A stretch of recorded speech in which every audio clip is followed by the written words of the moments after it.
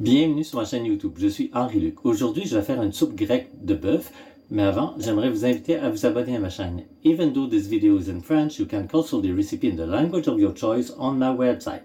Cette soupe est habituellement désignée sous le vocable creatosoupa. Certains y ajoutent des pâtes comme de l'orzo, d'autres y ajoutent du tarhana. C'est un produit alimentaire séché composé de céréales et de lait ou de yogourt fermenté. Moi, j'aime bien, personnellement, y ajouter tout simplement une tranche de pain grillé. Alors, c'est parti! Là, une heure, j'ai fait préchauffer le four à 375 et j'ai fait rôtir des morceaux de gras de bœuf et les os. Alors, on va utiliser la moelle plus tard. Donc, on met ça de côté. Ça a donné du gras. On voit le gras ici, donc le suif, et ici, le reste du suif. Donc, on va faire cuire la viande dans le suif. On voit que le suif commence à pétiller. Donc, je suis à feu élevé, mais non vif. Donc, 8 sur 9. Et là, on place les morceaux de bœuf.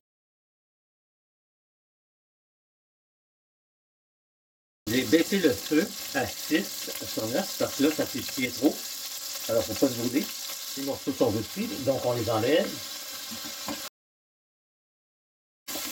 Alors, le feu est toujours à 5,5-6 pour l'instant.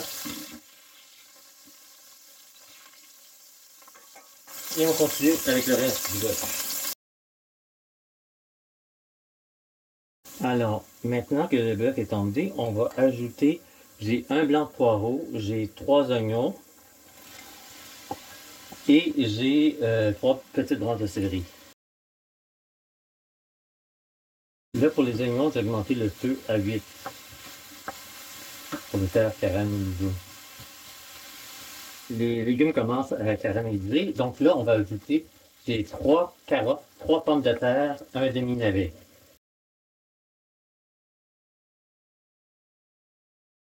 On regarde dans le fond, on voit que c'est bien grillé.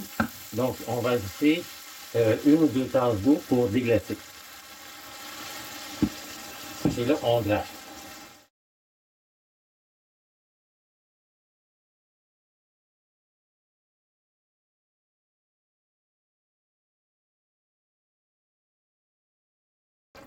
Maintenant, on va ajouter la viande de nouveau. C'est pas dans la recette, mais j'ai une portion de courge de beurre, butternut, donc je la mets aussi. Dans mon petit sachet, j'ai 3 feuilles de laurier et une cuillère à soupe de thym. Si vous n'avez pas ce petit sac comme le mien, vous pouvez toujours utiliser un morceau de coton et puis le nouer avec une ficelle. Et là, on va ajouter l'eau. On voit la couche de gras ici. On va en enlever une partie à l'écumage. Donc, on porte à ébullition. Le point d'ébullition est presque atteint. On peut déjà commencer à enlever. C'est un mélange de gras et d'impuretés. Donc, on peut enlever.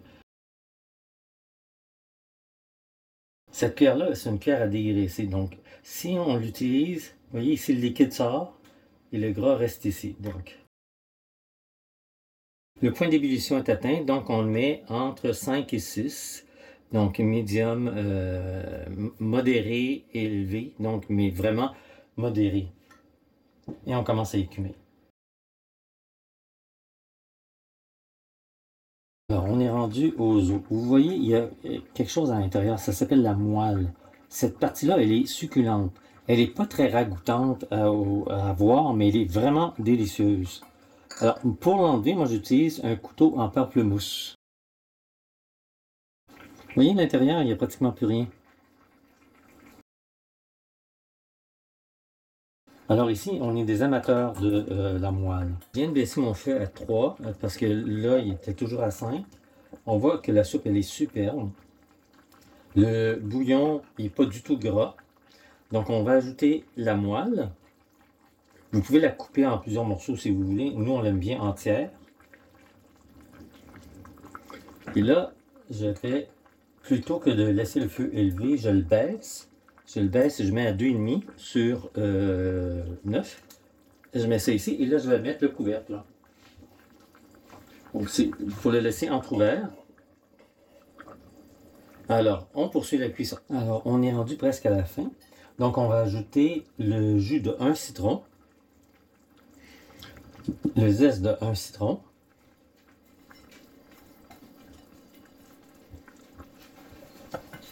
sel et poivre. On mélange tout.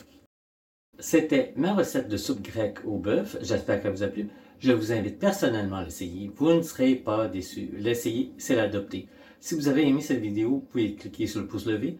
N'hésitez pas à me laisser un commentaire. N'hésitez pas à vous abonner à ma chaîne. Au plaisir de vous revoir bientôt pour une nouvelle vidéo.